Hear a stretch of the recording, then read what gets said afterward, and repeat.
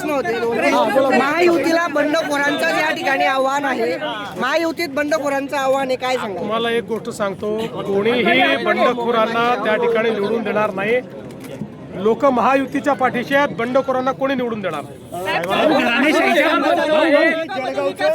परंतु त्यांच्या दर्जाचा प्रश्न आहे, काही थर्ड पार्टी ऑडिट करून काही जबाबदारी निश्चित होईल का साहेब?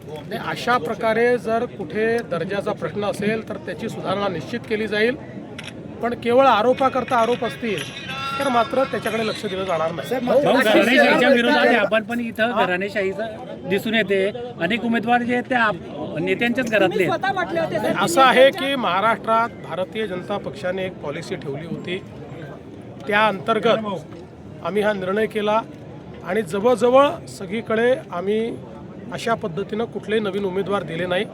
एक दोन ठिकाणी अपवाद झाले, कारण त्या ठिकाणी फॉर्म भरून टाकले होते आणि मग दुसरा वेळेवर अल्टरनेट उमेदवार आम्हाला आणता आला नाही। असं केवळ 2च ठिकाणी घडलेलं आहे, बाकी ठिकाणी आम्ही हे केलेलं नाही।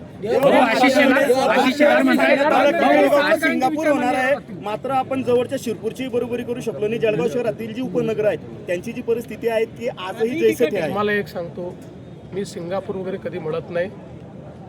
आपलं जळगाव हे आपलं जळगाव आहे, आपली संस्कृती वेगळी आहे। जे काही घडलं जळगावमध्ये ते आमच्या काळातच घडलं आहे आणि पुढच्या 5 वर्षामध्ये विकसित जळगाव आपल्याला करायचं आहे। म्हणतात अजित पवारांना की तुम्हाला जर वीर सावरकरांचे विचार पटत नसतील तर तुम्ही लांब राहा किंवा पण मला असं वाटतं की वीर सावरकरांचे विचार हे अजितदादांनी त्याचा विरोध करण्याचं कारण नाही, त्यांनी कधी केलंही नाही। म्हणजे मला माहिती नाही त्यांनी केलं असेल तर, आजपर्यंत तरी मी बघितलं नाही।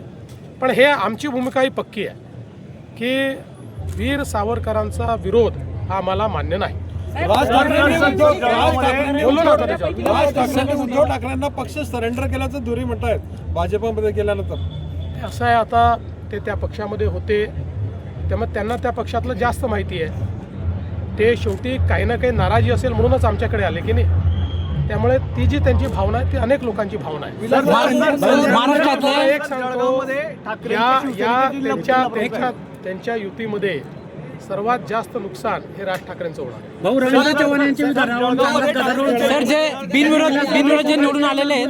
असं आहे की रवींद्र चव्हाणांनी त्या विधानावर स्पष्टीकरणही दिलेलं आहे, दिलगिरी व्यक्त केलेली आहे। त्यांनी हे स्पष्टपणे सांगितलं आहे की मी फक्त रेकॉर्डबद्दल बोलत होतो की नवीन रेकॉर्ड तयार करा, बाकी विलासरावांच्या बद्दल या महाराष्ट्रात पक्षविरहित सर्वांना आदर आहे। त्यामुळे विलासरावांच्या स्मृती कोणी पुसणार नाही, कोणी पुसू शकत नाही। आम्हाला सगळ्यांना आदर आहे। आम्ही जरी काँग्रेसच्या विरुद्ध लढत असलो तरी देखील विलासरावांच्या संदर्भात आमचं सगळ्यांचं असं मत आहे की महाराष्ट्रातले जे प्रमुख नेते आहेत, ज्यांनी महाराष्ट्रामध्ये उत्तम काम केलं, त्यापैकी एक विलासराव आहेत आणि हे स्पष्टीकरण रवींद्र चव्हाण साहेबांनी दिलेलं आहे। आणि याच्या पुढे जाऊन कोणीही निवडणुकीच्या काळात दिलगिरी व्यक्त करत नाही, पण त्यांनी दिलगिरी व्यक्त केली आहे कारण त्यांच्या वक्तव्याचा चुकीचा अर्थ निघालेला।